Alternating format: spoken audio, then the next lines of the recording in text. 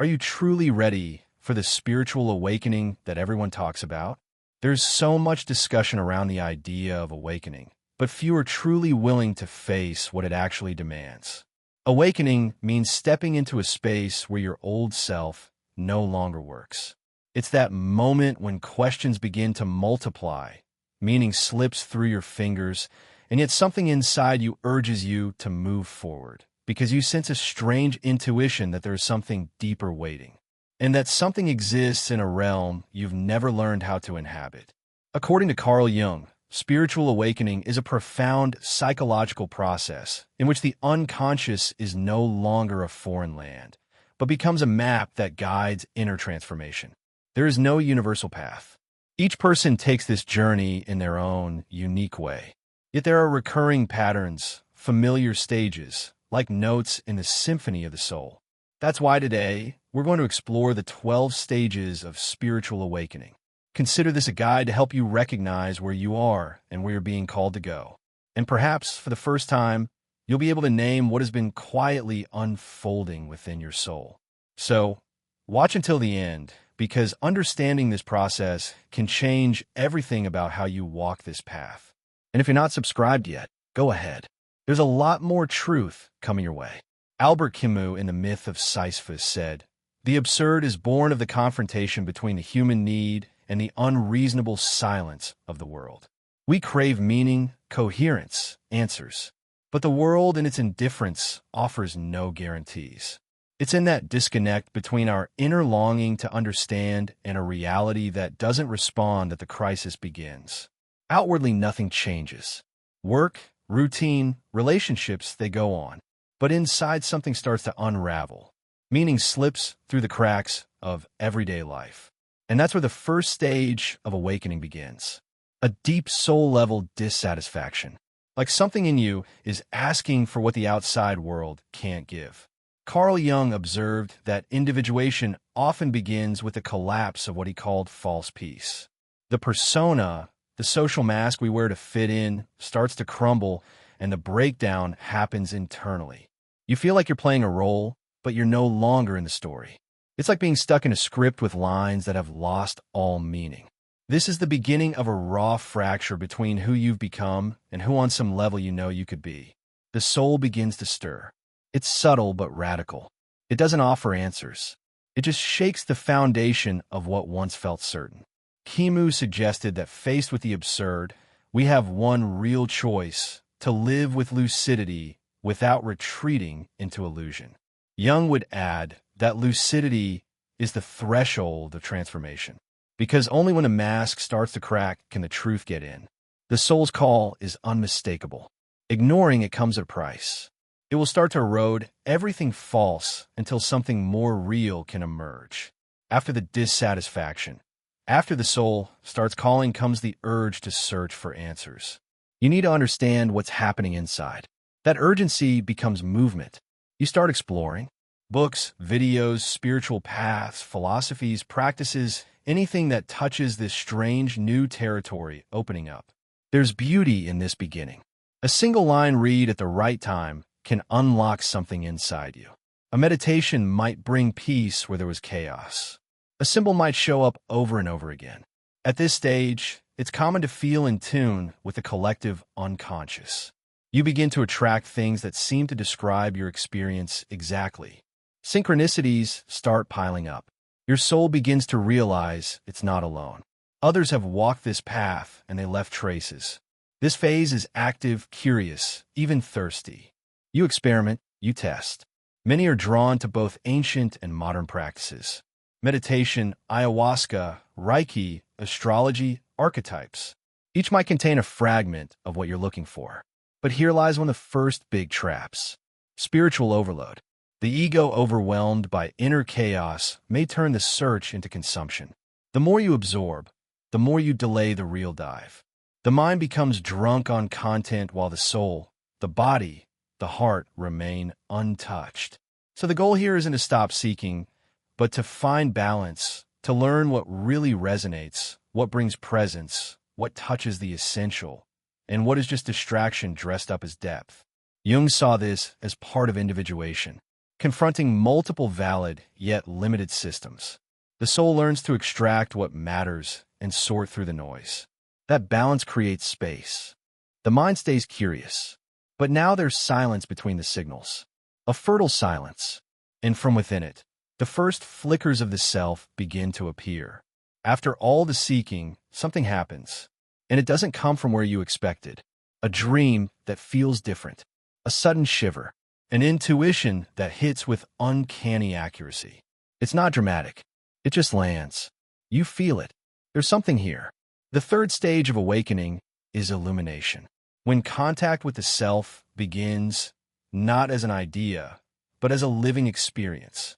The soul, once restless and searching, begins to speak, and you notice, not because you are looking, but because something in you recognizes it. These signals don't demand. They simply appear. Recurring symbol, a perfectly timed message, a silence that brings peace from the inside out. These moments carry a particular kind of certainty. This didn't come from the ego. It came from somewhere else. Jung described the self as the organizing center of the psyche, the core that carries the blueprint of who you're meant to become.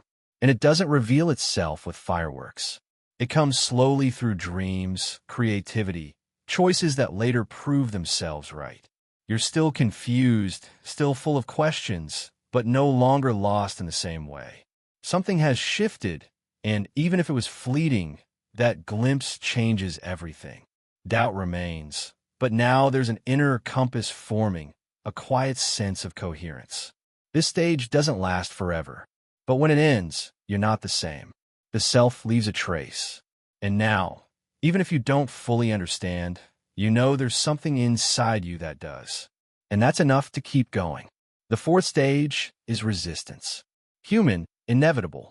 The ego, rattled by the cracks in the persona and the flickers of the self, tries to take back control. It's afraid. It doesn't understand. You try to go back to what's safe, to old routines, to the familiar. But they no longer fit. What once gave comfort now feels suffocating. Still, you hold on out of fear, instinct, or a need to protect yourself. This is the core tension of resistance. The unconscious rises and the ego retreats. It rationalizes. It questions everything. Was that real? What if I made it all up? What if I'm just imagining things? Doubt becomes a defense.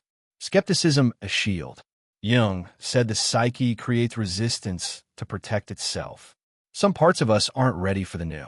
Others know that embracing it means letting go of the old. It's a quiet battle inside the mind.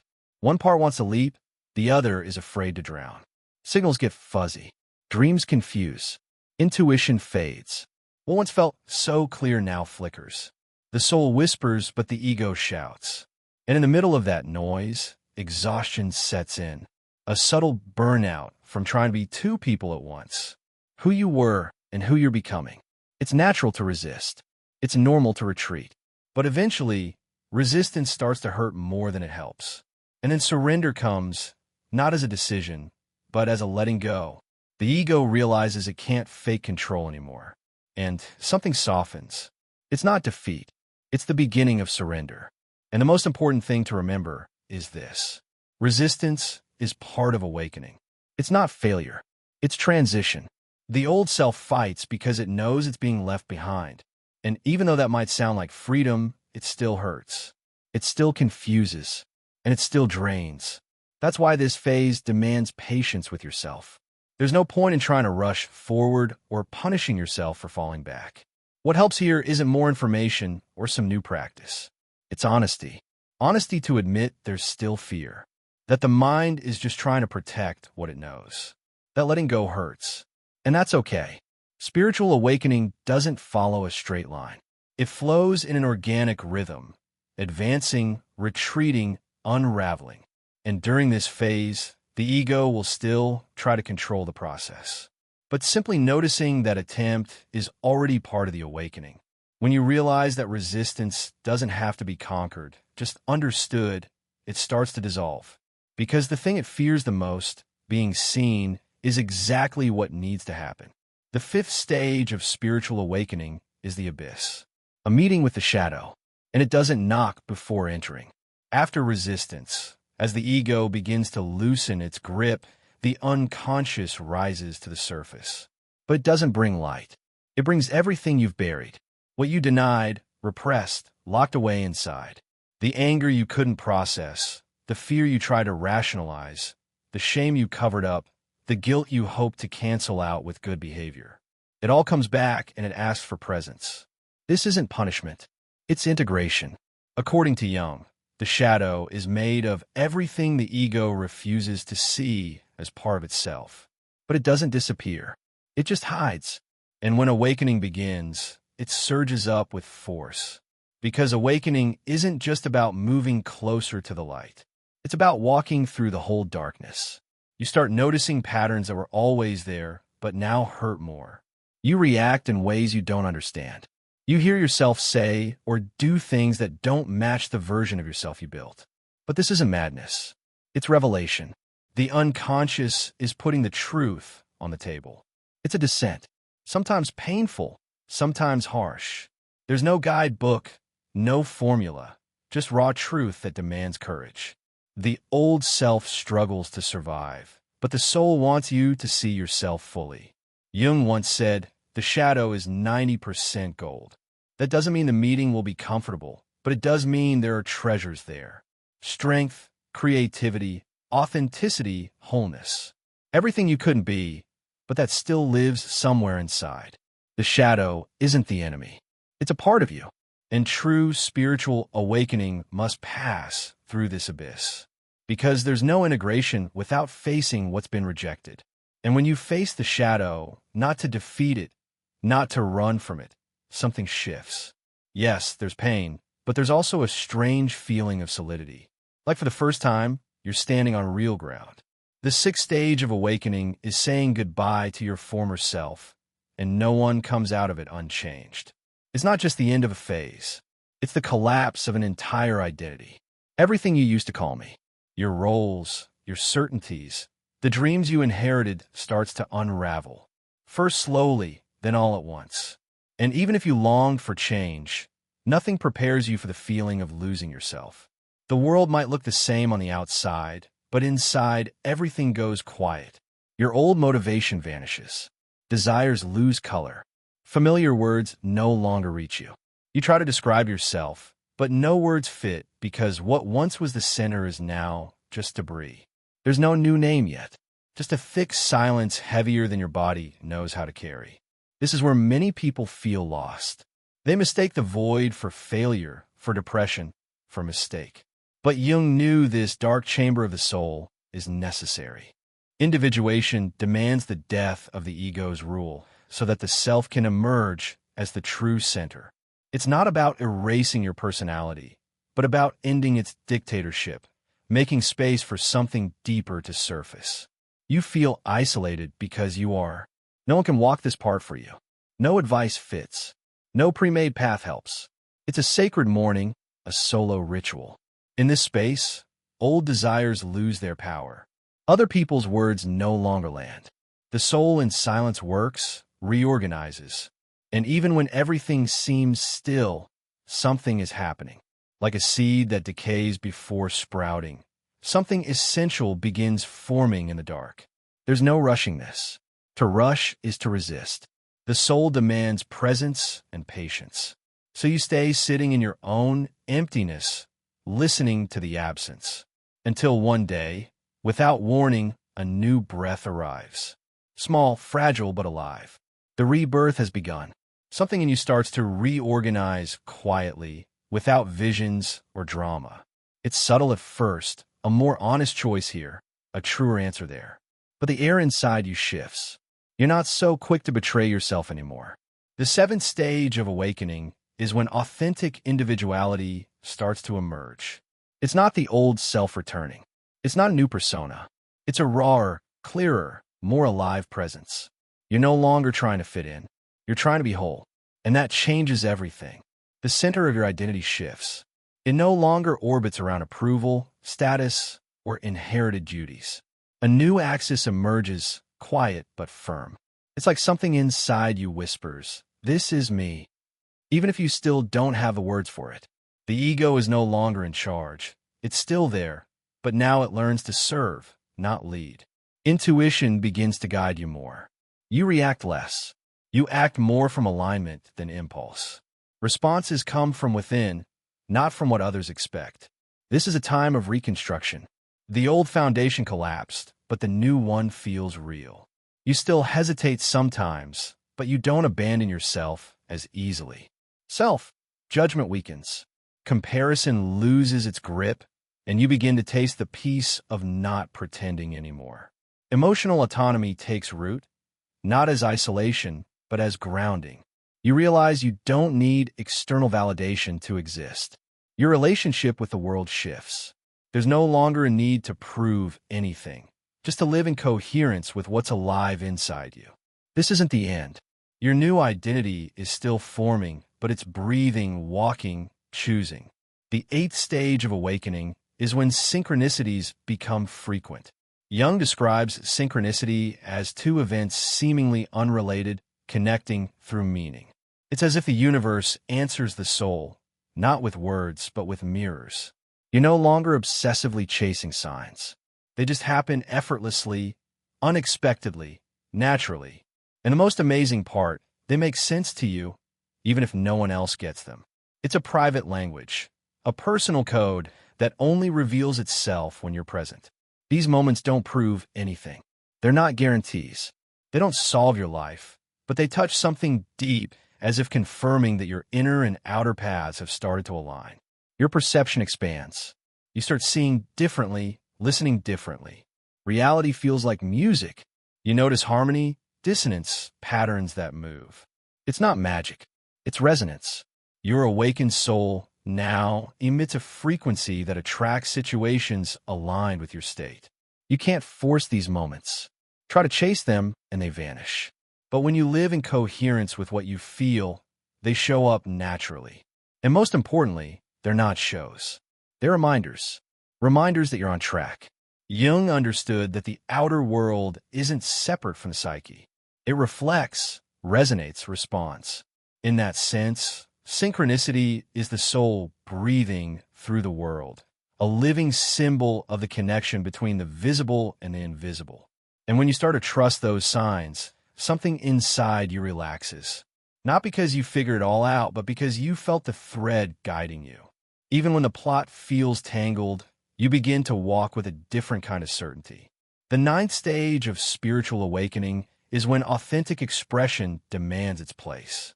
After diving into the shadow, dying symbolically, rebuilding a new center, and witnessing the synchronicity between inner and outer worlds, you start to act from that truth. The way you speak shifts. Your tone changes. Your presence evolves. It's not about being forceful or impulsive.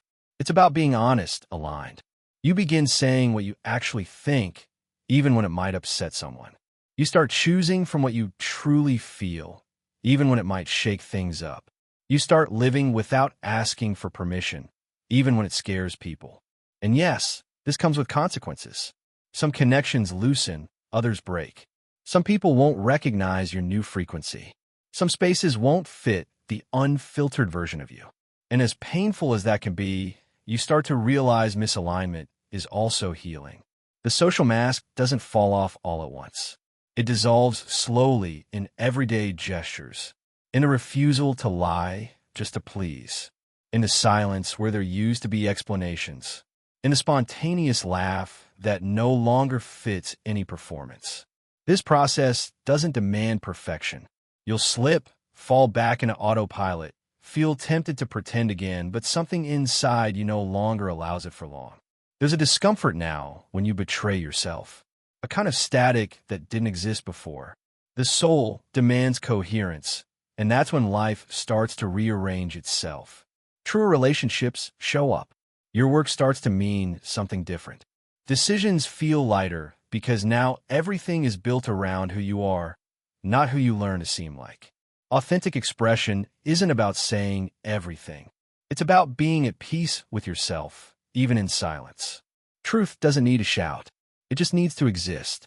The 10th stage of spiritual awakening is direct contact with the self, not as a theory, but as a felt presence.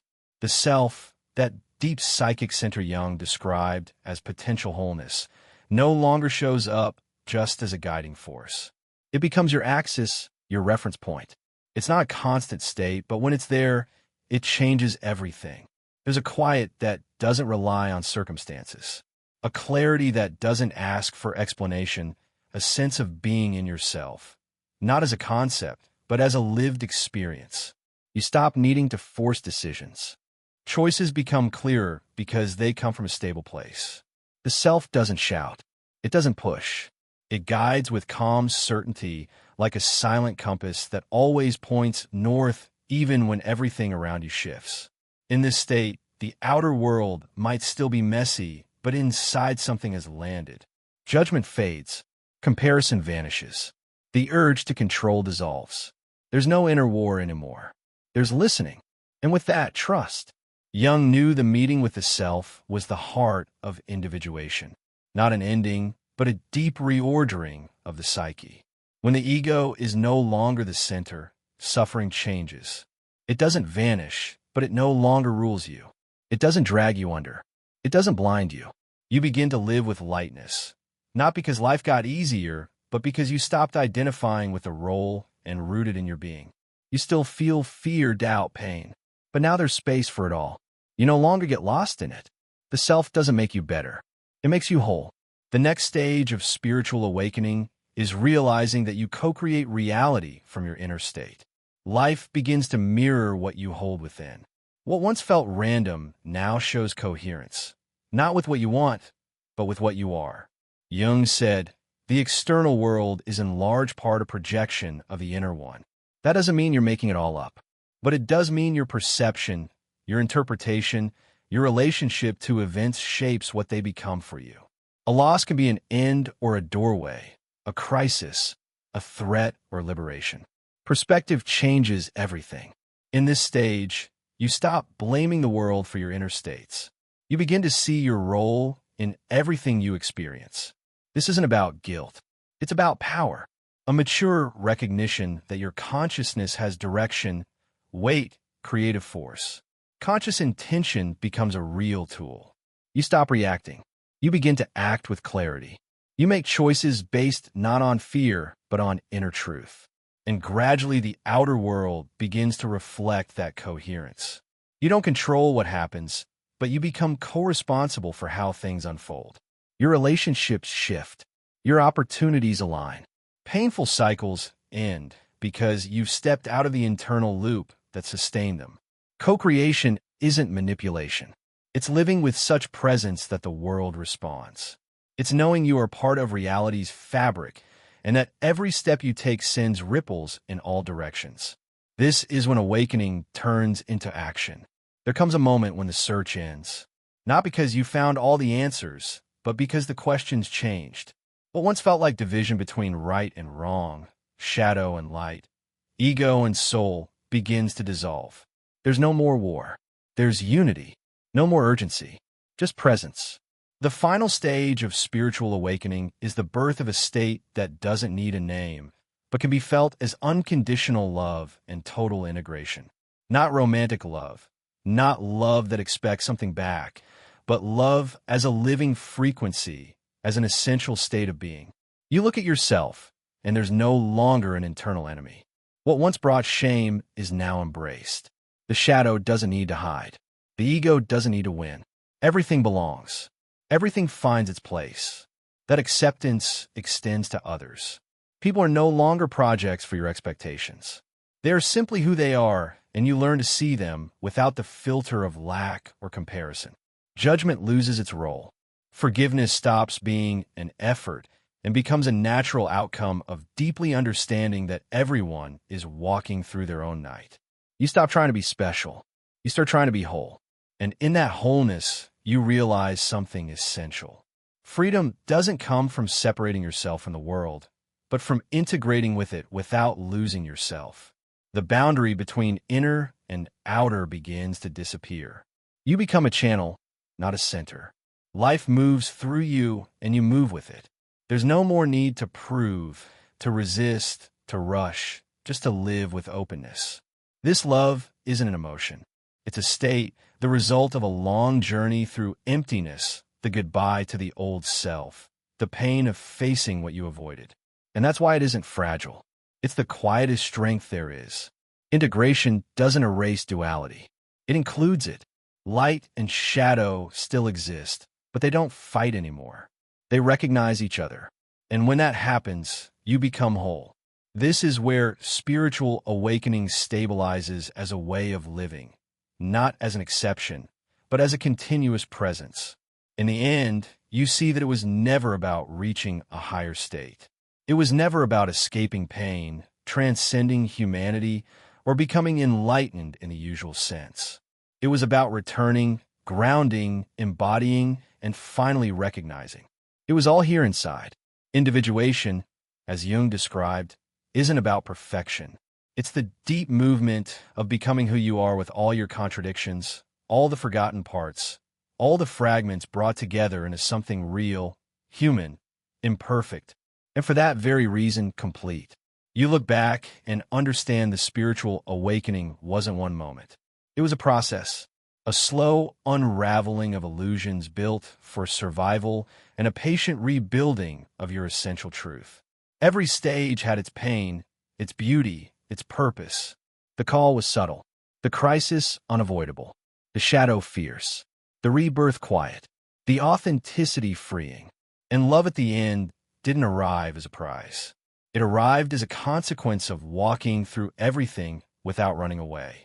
Now you know, awakening isn't flipping on a light switch. It's learning to walk in the dark with confidence.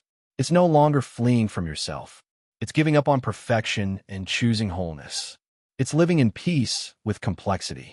It's listening to your soul and realizing it doesn't want glory. It wants truth. Jung said, the soul doesn't want to be healed. It wants to be heard. And when you listen, everything changes. Not outside, inside. You stop building yourself for others and start existing in full. That's where freedom begins. And with freedom comes responsibility. The responsibility to live in coherence, to keep the inner gaze alive, to keep listening because awakening doesn't end. It continues in spirals, in cycles, in layers that reveal themselves as you keep walking. You are no longer who started this journey, and yet you've always been. What fell away wasn't you. It was who you thought you had to be. What was born in its place is a version that's more real, more rooted, more present. Happiness may come, yes, but as a byproduct of integration, not as a goal. Because now you know the soul doesn't want promises. It wants presence, not formulas, but listening. And it's always here whispering the way home. You've come all this way not to become someone better, but to become whole. And being whole, that is the awakening. Now tell me which stage resonates with you today. I'd truly love to know, and leave a comment with the phrase, I am awakening. That way I'll know you stayed with me until the end, and that this journey stirred something inside you too. And if this video helped you in any way, consider clicking the super thanks button down below. Your financial support, beyond being a gesture of gratitude, allows this channel to keep going and reach even more people who are awakening often in silence. Thank you for being here. See you in the next. As I reflect on these 12 stages of spiritual awakening inspired by Carl Jung's insights, I'm reminded that this journey is not a race. It's a slow unfolding. What strikes me most is how deeply personal and nonlinear this path is. One moment we feel clarity, and the next we're standing in shadow. And yet, through every rise and fall, something essential inside us is being revealed and remembered. For me, what resonates most is the idea that awakening is not about becoming someone better, but about becoming whole. That shift from performance to presence, from perfection to authenticity, feels both humbling and liberating. I've come to see that even the darkest stages, like resistance or the abyss, are not detours. They are necessary passages that shape a more rooted, integrated self. This journey has helped me soften my judgments, embrace my contradictions, and listen more deeply to the quiet voice within. I'm still walking through it, like many of you. But now, there's a deeper trust, not in outcomes, but in the unfolding itself. Now I turn it over to you. Which stage do you find yourself in right now? Has a certain part of this journey echoed your own experience? Leave a comment and share where you are, or simply write, "I am awakening." Sometimes, naming where we are is the most powerful step forward. Thank you for being part of this shared exploration. May your path continue to reveal not who you should be, but who you already are beneath it all.